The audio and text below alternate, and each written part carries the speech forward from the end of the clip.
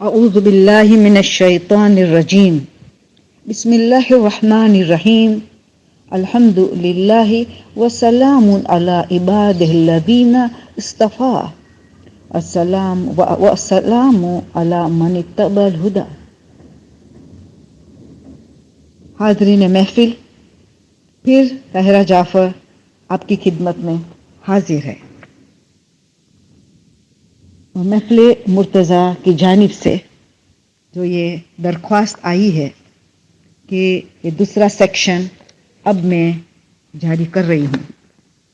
پہلا سیکشن یہی تھا کہ امام زمانہ کے لیے ہمارے طرف کیوں نہیں ہے، پیاس نہیں ہے، تو ہم نے بتا دیا کہ حب دنیا کی وجہ سے۔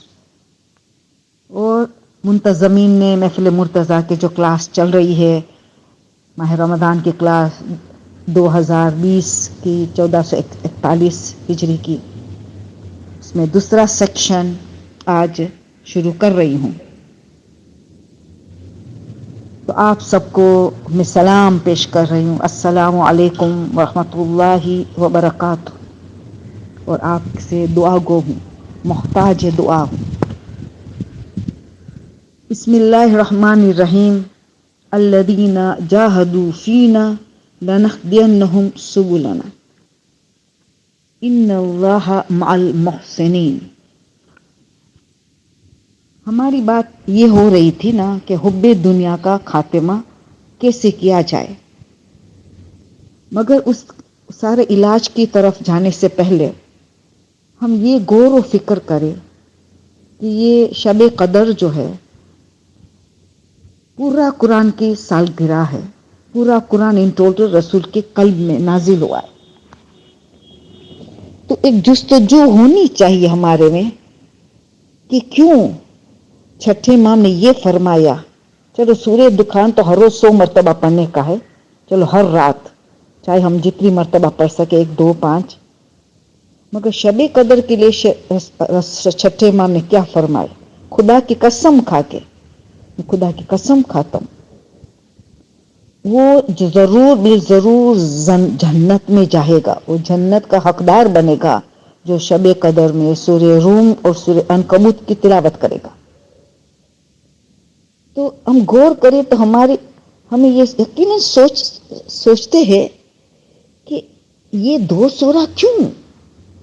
پورا قرآن نازل ہوا ہے، تو پتا چلا کہ کیونکہ یہ رات جو ہے 1000 مہینوں سے بہتر کی رات ہے، جس میں قسمت تقدیر بدلتی ہے، تو ضرور بن ضرور اس سورے میں ایسے اہم پیغامات ہے، ایسے اہم باتیں ہیں جو ان پہ اگر ہم عمل پیرا ہو جائے تو ہماری تقدیر ہم پورا سال کے لیے بدل جاتی ہے۔ تقدیر کی رات ہے، قسمت انسان کے اختیار پہ، ڈیسٹینی از ان آور ہینڈز، ہمارے ہاتھ میں ہے ڈیسٹینی بنانا۔ تو ضرور بن ضرور ان سوروں میں جو ہمیں تاکید کیا جائے، تو پھر اس کی میں نے سورہ عنکبوت کی آخری آیت کو میں نے اس لیے اٹھایا تاکہ ہم ذرا سا غور و فکر کریں کہ اس آیت میں کیا ہے۔ سورہ عنکبوت کی آخری آیت مومنین کے لیے پورا ان کی مقصد حیات پہ کیسے گزارا جائے وہ بات کر رہی ہے۔ الذین جاہدوا فینا لنہدینہم سبلنا، جو لوگ اللہ کی، جو مومنین ایمان لا چکے ہیں، ایمان کے بعد کی بات کریں، اب ایمان لانے کے بعد اصول دین کو پورا سمجھ کے ایمان لانے کے بعد الذین جاہدوا فینا 2 کنڈیشنز ہے فروع دین کی، باقی جتنی باتیں ان کی 2 کنڈیشن ہے۔ فینا ہماری راہ میں خلوص صرف اور صرف اللہ کے لیے جہاد کی جائے، جاہدوا فینا 2 شرائط ہے ہر کامیابی کی، ہر نجات کی، ہر سکون کی، راز کی، دنیا اور قبر اور آخرت کی کامیابی کی، کہ جو اسٹرگل کرنا ہے جہاد مگر اللہ کے راہ میں، اللہ کے راہ میں، یہ کنڈیشن ہے۔ اگر 2 میں سے ایک شرط میں کمی ہے تو ناکامیابی ہو۔ فرض کر ہمارے مشقت ہے، محنت کر رہے ہم اس دنیا میں نیکی کرنے میں، ہر کام میں، مگر خلوص نہیں، فینا نہیں، تو ترقی رک جائے گی۔ یا فینا ہے، خلوص تو بہت ہے، اللہ کے لیے کر رہے، مگر جتنی جد و جہاد کرنی چاہے، مشقت اٹھانی چاہیے، وہ نہیں، اس میں کمی ہے. جبھی سورہ انشقاق 84 نمبر کا سورہ کی 6 نمبر میں آیت میں اللہ تمام انسانیت کو خطاب کرتے، یا الناس انک قادح الی ربک قدحا فملاقی. اے انسان، تو اللہ کی طرف سفر کر رہا ہے، انا للہ و انا راجعون. اس دنیا میں ہم آئے ہیں کہاں جانے کے لیے؟ موت کی طرف، آخرت کی طرف جانے کے لیے. یہ سفر ہے اس دنیا سے حقیقی دنیا کی طرف جانا، ہم فیہا خالدون، جہاں ہمیشہ رہنا ہے. تو اس میں اس کے لیے بات کیا ہو رہی ہے کہ ہمیں فینا جہاد، اللہ کے راہ میں جہاد کرنا ہے، تاکہ قدحا، 2 مرتبہ قدحا یعنی محنت و مشقت، غم اور رنج، تکلیفیں، مصیبتیں سب اٹھانی ہے. فملاقی، تب جا کے تم اللہ کی ملاقات کرو گے، تب جا کے. تو پتہ یہ چلا کہ یہ مومن کے لیے اس میں 2 میں سے 1 میں بھی کمی نہیں ہونی چاہیے. پتہ چل گیا. اب اس کو عمل کریں گے ہم تو ہمیں یہ امام زمانہ کے ساتھ جو اس کے لیے ہماری طرف پیدا ہوگی، پیاس ہوگی ان کی ملاقات کی، ان کے ظہور کی، ان کی پور نور چہرے کی زیارت کی. ہمارے عشق پیدا ہوگا امام زمانہ کے لیے، جو چند لوگوں میں ہے یہ چیز، اکثریت میں نہیں ہے، مگر ہمیں اس چند لوگوں میں آنا ہے، قلیل گھروں میں آنا ہے. تو اس آغاز کہاں سے کیا جائے؟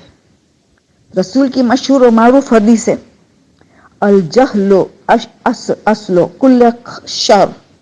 جہالت جو ہے اصل کل شر، یہ جہالت جو ہے تمام برائیاں، تمام جھگڑوں، تمام برائیاں یعنی خرابیوں، سب کی جڑ جہالت ہے. پھر کیا جواب؟ دوسرا حدیث یہاں ختم نہیں ہو رہے، العلم اصل کل خیر. علم تمام خوبیوں، سکون، راحت، بھائی چارہ، افدر گزر کی جڑ ہے علم. العلم نور، علم نور ہے. مگر اگین علم کے لیے یہی 2 شرط ہے. علم آسان آرام سے حاصل نہیں ہوگا، محنت و مشقت، نیند کی قربانی دینے ہوتی ہے، کھانے پینے کی کبھی قربانی دے کے، آرام اور راحت کی قربانی دے کے علم انسان حاصل کرتا ہے. علم نور ہے، آرام سے حاصل نہیں کیا جاتا، محنت و مشقت ہو اور اللہ کے لیے ہو. اقرا بسم ربک الذی خلق، پڑھو، علم حاصل کرو، کس کے نام پہ؟ جس اللہ نے تمہیں خلق کیا ہے. فینا جاہدو فینا. تو پہلی ہماری ذمہ داری اگر اس حب دنیا کا خاتمہ کرنا ہے اور امام زمانہ کی محبت میں غرق ہو جانا ہے، عشق میں ڈوبنا ہے، تو اللہ کی خاطر علم کے میدان میں آنا پڑے گا. اور علم کی 2 عظیم شرائط ہے، مشقت اور اللہ کے لیے. اور اس کی تیسری شرط فوراً آ گئی کہ عمل پیرا ہونا ہے. جو علم ہم نے محنت مشقت کی، جو اللہ کے لیے حاصل کیا، اس پہ عمل پیرا ہونا ہے. اب دونوں دیکھ، علم اور عمل لازم اور ملزوم ہے، دونوں کے حروف بھی سیم ہے، عین لام میم، حروف بھی سیم استعمال ہوا ہے، ایک دوسرے کے بغیر نہیں چل سکتا. تو یہ 3 شرائط آ گئی، مشقت، اللہ کے لیے علم حاصل کرنا ہے اور اس پہ عمل پیرا ہونا ہے. تو آغاز اصول دین سے کرنا ہے نا، عقائد مضبوط کرنا ہے. امام حسین سے پوچھا گیا ما الحیات، یہ زندگی کس چیز کا نام ہے؟ انہوں نے کہا 2 چیز کا نام، ان الحیات و جہادۃ، ان الحیات عقیدۃ و جہاد. پہلے عقیدہ کا، پھر جہاد. عقیدے کو، اصول دین کو مضبوط کرو، توحید کو مضبوط کرو، نبوت و رسالت، امامت اور قیامت، اس کو مضبوط کرو. پہلے یہاں سے آغاز کرنا ہے ہمیں کہ اللہ کی معرفت کیسے حاصل کرے. تو امام وقت کی بھی، امام حسین نے کہا امام زمانہ کی بھی صحیح معرفت تم حاصل کرو گے تو تم اللہ تک خود بخود پہنچ جاؤ گے، تمہیں اللہ کی معرفت خود بخود ہو جائے گی. تم ایک کام کرو، تمہارے امام وقت کی کا معرفت صحیح حاصل کرو، ان کی تم صحیح معرفت حاصل کرو گے، یہ تمہارا تحفہ کیا ہوگا؟ تم خدا شناس ہو جاؤ. تو پتہ چلا اصول دین ایک دوسرے 5 ایک دوسرے سے کنیکٹڈ ہے، اس کا ہمیں علم حاصل کرنا ہے. تو یہ اصول دین کی بات ہے. اب اس کے بعد دوسرا نمبر پہ کہا کہاں علم حاصل کرنا ہے؟ حلق سے کیا اتر رہا ہے، پیٹ میں کیا جا رہا ہے. آپ سوچیں رزق حلال کتنی اہم ترین عبادت ہے کہ رسول فرماتے عبادت کا 10 حصہ ہے، 10 جز ہے، اس میں سے 9 حصہ ہے حلال روزی کمانا. یہ مردوں کے لیے کہا جا رہا ہے 9 حصہ حلال رزق کمانا، باقی ساری عبادت ایک حصے میں. کتنا قیمتی ہوگا یہ علم کے حلال رزق حاصل کرنے کے لیے. دجال اسی تو پہلی چیز 3 ہتھیار لے کے آئے گا نا. پہلی چیز حرام غذا لے کے آئے گا، پھر بے پردہ عورتوں کو لے آئے گا، اعلیٰ موسیقی کے گانا لے کے آئے گا. اس کے لوگوں جو دنیا میں ان 3 چیزوں سے نہیں بچے تو اسے امام زمانہ کا ساتھ چھوڑ کے چلے جائیں گے دجال کے پاس. 2/3 چلے جانے والے. اس میں سے افضل ترین جو نیکی ہمیں کرنی ہے حب دنیا سے بچنے کے لیے اور امام زمانے کے لیے طرف پیدا کرنے کے لیے، اور رزق کا جائزہ لو. کون سا رزق ہمارے پیٹ میں جا رہا ہے کہ اصل میں حلال کمائی ہے. ہمیں 5 گھنٹہ کہیں کام کرنے ہم 4.5 گھنٹہ کر کے نکل آئے، یا ہمارے خود کا کام بھی وہاں کرتے تھے، ہمارے ٹیلی فون میں ٹائم ویسٹ کرتے تھے لوگوں سے گپ شپ کرنے کے لیے، اور ہمارے کام چھوڑ کے جس کے لیے ہمیں تنخواہ دیا جا رہا ہے حلال کا ہے حرام کا ہے. اگر حلال کا ہے 100% تو خون ٹائم پہ دیا جا رہا ہے وغیرہ وغیرہ. یعنی بہت سی شرائط ہے. کوئی کاروبار کر ہی نہیں سکتا اسلام کے اعتبار سے جب تک وہ فقہی مسائل نہ حاصل کرے. کاروبار کا اتنی گہرائی ہے بزنس کے مسائل حاصل کرنے کے لیے. تو اگر اس نے مسائل فقہ حاصل کیے بلکہ بزنس شروع کر دیا، ضرور بھی ضرور حرام کا لقمہ پیٹ میں جا رہا ہے. تب عالم دین کی تحقیق ہے کہ لوگ دین سے کیوں دور ہو جاتے. انہوں نے 3 وجوہات کی ہے، بہت محنت سے تحقیق کی ہے. انہوں نے کہا 80% گمراہی حرام غذا کی وجہ سے، 10% بے نمازی کے ہاتھ کا کھانا. نہ معلوم ہمارے کھانا کون پکا رہا ہے، بے نمازی ہوٹلوں میں کھاتے، راستے میں خریدتے، بے نمازی کا ہاتھ سے کھانا. 10% یعنی 90% تو غذا پہ چلا گئے، اور 10% غلط دوست. دیکھو آنکھ، ابھی ایک حلق کی بات ہے، ابھی آنکھ کی بات آتی ہے کہ دوست کو دیکھتا ہے، جس کو دیکھتا ہے، یعنی اس کا دوست ضروری نہیں انسان ہو، میڈیا بھی دوست جس کو دیکھتا ہے. تربیت میں ماں باپ کو دیکھتا ہے، گھر میں زیادہ ماں کو دیکھتا ہے جو ساتھ میں رہنے والا. ان کی پرسنالٹی آنکھ کے ذریعے فارم ہوتی ہے. اس میں بھی ایران کے علماء نے تحقیق کی ہے کہ 83% آف دا پرسنالٹی جو دیکھتا ہے اس سے فارم ہوتا ہے، اور دل و دماغ میں وہ بات اتر جاتی ہے گہرائی میں جو آنکھ دیکھتی. اتنی پاورفل آنکھ. تو ہم نے دیکھا کہ غلط دوستی چاہے جس کو آنکھ دیکھتی ہے ان کے دار و مدار ہے، اس کے بہت بڑی ذمہ داری ہے. تو اسی لیے آیت اللہ وحید خراسانی نے کیا بتایا کہ جس کو امام زمانہ ساتھ گہرائی میں دوستی کرنی ہے، محبت عشق میں ڈوبنا ہے، تو پہلی چیز تو شرط تقوی کی ہے. تقوی، واجبات انجام دینا ہے، حرام سے بچنا ہے. پھر نمبر 2 میں کہا نماز نماز نماز. ان کے اول وقت فلسفے کے ساتھ ان کے صحیح فقہی مسائل سیکھنے کے بعد نماز کو پہلے پرفیکٹ بنائے، اس کی فلسفہ جانے، رکوع کیوں، سجدہ کیوں وغیرہ، قیام کیوں وغیرہ، یہ سورہ کیوں. اور اول وقت پرائم ٹائم نماز.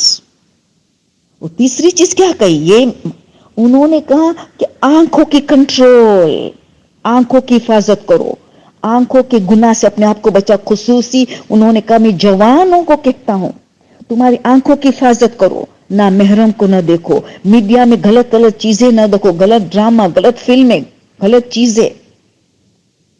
ہمیں پتا چلا کہ آج ہمیں ماڈرن ٹیکنالوجی ہمارے گھر کو امام بارگاہ بنا دیا. آج ہم گھر کو مسجد بنا دیا.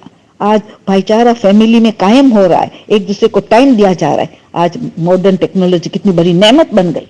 تو ہم آج وعدہ کریں ہم ان کا غلط استعمال اب نہ کریں گے. تو آنکھ کا انہوں نے کہا آنکھ کی حفاظت کرے، اور خاص کر کے میں جوانوں کو خطاب کرتا ہوں. تو دوستی، غلط دوستی، تو دیکھو آپ کا فرینڈ کون کسی کرسچن کو، یہودی کو، کسی کو دوست ہندو کو بنایا ہے، ان کی باتیں آپ میں اتر رہی ہے، یا آپ نے میڈیا کو دوست بنایا ہے. کس کو؟ غلط دوستی. تو پھر سوچے یہ کتنا اہم ترین چیز ہے. اور چوتھی چیز کا قرآن سے اٹیچمنٹ ہو جاؤ. وہی دیکھو خراسان اٹیچمنٹ وتھ قرآن, وہی علم کی بات آ گئی, وہی علم کی. مگر اسحاق فیاضی نے جو فل عالم میں آ چکے ہیں, جو 4 فل عالم ہے وہی دیکھو خراسانی کے ساتھ ساتھ ہے, وہ اسحاق فیاضی ہے. ہر قسم کا علم, قرآن اور حدیث کا علم حاصل کرو. مگر انہوں نے 2 شرائط یہ بتائی کہ طالب علم جب تک 2 اخلاقی خرابی سے دور نہیں رہے گا اس کو علم کوئی فائدہ نہیں دے گا. یہ دونوں ایسی اخلاقی خرابیاں ہیں جن کا اثر ڈائریکٹ علم پہ پڑتا ہے. ایک جھوٹ, ایک غیبت. جھوٹ وہ ہے کہ اس میں نسیان کی بیماری پیدا کرتا ہے, بھول جانے کی, حافظہ کمزور ہو جاتا ہے. اور علم کا اثر یعنی اس پہ علم کا جھوٹ کا اثر ڈائریکٹ علم پہ جاتا ہے, ڈائریکٹ. تو علم فائدہ نہیں دیتا ہے, کوئی فائدہ نہیں دیتا. اس کے اثرات, علم نور ہے, جھوٹ کو برداشت نہیں کر سکتا, اور دوسرے غیبت کو برداشت نہیں کر سکتا, ڈائریکٹ اثرات ہے. تو پہلے تو طالب علم کے 2 شرائط تو پہلے سے آ گئی کہ اس کو خلوص دل سے اللہ کے لیے حاصل کرنا ہے اور محنت و مشقت اٹھانی ہے. اس کو عمل پیرا میں 3ری شرط آئی. اب 2 مزید شرط ہے اسحاق فیاضی نے دیا ہے. خبردار طالب علم جھوٹ اور غیبت سے بچے. تو قرآن کو تلاوت بھی کرے, قرآن کا علم حاصل کرے. یہ 4تھی شرط ایت الوحید خراسانی نے بتائی. اور غیبت کے لیے اسحاق فیاضی نے بتایا نا. تو علماء کیا بتاتے, خبردار کسی کی عزت سے نہ کھیلنا, کبھی بھی تمہیں اللہ نہیں چھوڑے گا. اسی دنیا میں تمہیں پریشانی اٹھانی پڑے گی. تو کبھی تو یہ ایسی پریشانی بھی آ سکتی کہ تم بھول ہی گئے مقصد حیات, تم آخرت کو بھی بھول گئے, دنیا میں ملوث ہو گئے, عیش میں چلے گئے, غفلت کی زندگی. غیبت کبھی کسی کی عزت سے نہ کھیلنا, کیونکہ اللہ ستار العیوب ہے. ستار العیوب اپنے عیبوں پہ پردہ ڈال رہا ہے, اور ہم کسی کا عیب کو کھول دے رہے. اللہ میں چھوڑے گا, ہرگز نہیں چھوڑے گا. جب بھی تو قرآن نے ایسا کوئی گناہ کے لیے یہ مثال نہ دی گی کہ مردے بھائی کا گوشت کھانا برابر ہے. سوچ, اتنا ظالم مانا جاتا ہے, اتنا نجیس غذا, مردے گوشت کا گوشت کھانا نجیس غذا بھی ہے, حرام غذا بھی ہے, اور ظالم بھی مانا جائے گا. یہ سب غیبت کرنے والے کی بد صفت بتائی گئی ہے. تو پتہ یہ چلا قرآن کا علم حاصل صحیح کرنا ہے. اور پھر آخری بات, 5ویں اور آخری بات کیا بتائی کہ ان کو یعنی اول وقت نماز, حالانکہ نماز کی بات ہو گئی ہے کہ کہا تقوی اختیار کرو, اول وقت نماز کرو, تیسرا آنکھوں کی حفاظت کرو, قرآن کی سٹڈی کرو, قرآن کی سٹڈی کرو. اور ہاں 5واں یہ کہا, وہ تو بات آ گئی نماز کے اول وقت سب ساتھ میں. 5ویں یاد آیا, انہوں نے کہا کہ امام سے کانٹیکٹ سٹرونگ رہے. اور کیسے کانٹیکٹ سٹرونگ رہے؟ صبح شام رات امام کو سلام کرو, السلام علیکم یا بقیت اللہ, اور السلام علیکہ یا بقیت اللہ, دونوں رائٹ ہے. صبح اٹھتے, رات کو سونے سے پہلے, ہر نماز کے بعد امام کو سلام کرتے رہو, تاکہ امام سلام کا جواب دے گا تو ان کے امام کی نظر رحمت شاید ہمیں نصیب ہو جائے, تو ہماری شخصیت بدل جائے گی. 11 کل سورہ کل اللہ, امام کو سورہ کل اللہ بہت پسند ہے. 11 مرتبہ سورہ کل اللہ فجر کی نماز کے بعد اور رات کو سونے سے پہلے عشاء کی نماز کے بعد 11 مرتبہ کل اللہ امام کو ہدیہ کرو. اور پھر کہا زیارت علی یاسین, ہر روز زیارت علی کے ذریعے امام کو سلام کرو. تو امام کے نام میں صدقہ دو, امام کے نام پہ تبلیغ کے دن میں ڈونیشن دو, امام کے نام پہ سارے کام کرو, یعنی مسلسل امام کے ساتھ کانٹیکٹ رہے. سورہ یاسین پڑھ کے امام کو ہدیہ کرو, قرآن کی ہر روز 50 آیت پڑھ کے امام کو ہدیہ کرو. کانٹیکٹ سٹرونگ رہے تو طرف رہے گی امام کی ملاقات کے لیے, حب دنیا غائب ہو جائے گی, اور دل میں امام کی عشق میں انسان ڈوب جائے گا. یہ ساری ہماری ذمہ داری. مگر حفاظت کس کی کرنی ہے؟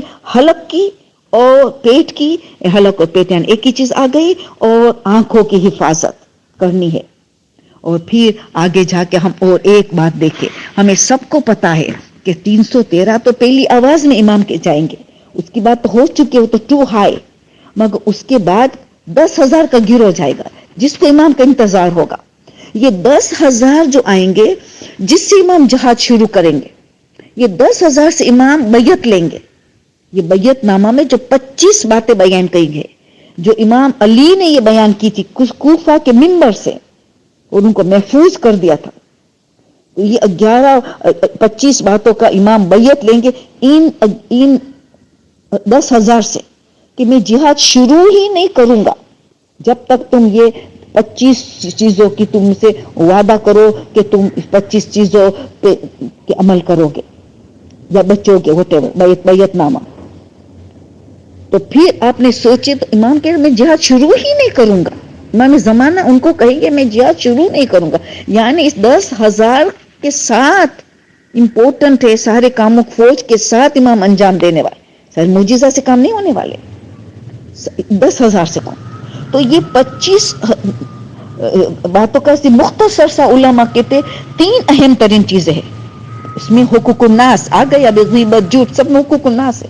پہلے تو حقوق الناس سے بچو، عدل و انصاف کرو جو اپنے لیے پسند کرتے ہو دوسرے لیے. ایمان کے اہم ترین شرط ہے حقوق الناس، انسان کو حق میں کہ گھر بنا ہو جائے.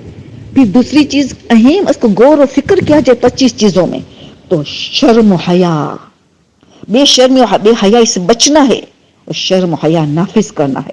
اگر امام کے ساتھی بننا، امام کے طرف چاہیے، ہمیں امام کی عشق میں ڈوبنا ہے، حب دنیا سے بچنا ہے تو شرم و حیا. تو شرم و حیا خالی پردے میں نہیں ہے، یہ آؤٹر گارمنٹ ہے، مگر اس کے اندر سے شرم و حیا. نہ محرم سے کس طرح بات کی جائے، آواز کا پردہ رہے، چلنے کیسے چلیں گے ہم راستے میں کہ نہ محرم کے سامنے، یعنی پورا اندر سے بھی شرم و حیا ہو. اتنا قیمتی ہے یہ شرم و حیا کہ عقل کا چیپٹر کے بعد فوراً جو اصول کافی کی جلد میں جو پہلی حدیث تو عقل کی ہے نا، دوسری حدیث کے حیا کی اصول کافی میں والیوم 2 میں لا دین لمن لا حیا لہ. ان کے پاس دین نہیں، 3 معصوم کی حدیث، اس کے پاس حیا نہیں، شرم حیا نہیں ہے. ظاہری شرم و حیا حجاب سے کنٹور نہیں نظر آنا چاہیے، صحیح حجاب گہرائی کے دل میں سے شرم و حیا. ان کے پاس حیا ہی نہیں ہے. مکس گیدرنگ کی شادیاں، مکس گیدرنگ کی birth day parties, mix gathering کے وغیرہ جہاں جہاں جو ہوتی ہے، حج زیارتوں میں بھی ہوتی ہے، اللہ اکبر. اس سے بچنا ہوگا اگر حب دنیا سے بچنا ہے. شرم و حیا کہ اٹھانا ہے. آپ کو تو سب کو یاد ہے حضرت آدم دنیا میں آئے تو اللہ نے 3 چیزیں سامنے پیش کی، جبرائیل آ کے 3 چیزیں کہا، ایک چیز لینا ہے، 2 کو واپس کرو. کون سی چیز؟ 3 چیز تھی، عقل، دین، پورا دین، مذہب اور شرم و حیا. حالانکہ شرم و حیا دین کا جز ہے مگر اتنا قیمتی ہے کہ اس کو الگ سے بیان کیا گیا. کیوں؟ حکومت دین یعنی کھوکھلا ہو جاتا ہے بے شرمی و بے حیا. اور دشمنوں کی یہی سازش ہے کہ ہم عورتوں کو، مسلمان عورتوں کو بے حیا و بے شرم بنا دو تاکہ پھر دین ان کا کھوکھلا ہو جائے گا. تو 3 چیز سے پیش کی. حضرت آدم نے فوراً عقل کو لے لیا، جبرائیل نے دین کو، مذہب کو اور شرم و حیا کو کہا تم چلو واپس. دونوں نے کیا کہا مگر اللہ کے حکم ہے، ہمیں دونوں کو حکم ہے جہاں عقل رہے وہاں رہنا. آدم نے عقل کو لیا، تینوں چیز مل گئی. اس سے کیا درس ہوا کہ جتنا انسان کے پاس عقل ہوگی اتنا شرم و حیا ہوگا، جتنی عقل ہوگی اتنا دین ہوگا، کیونکہ ان دونوں کو کہا تم عقل سے ساتھ دینا ہے.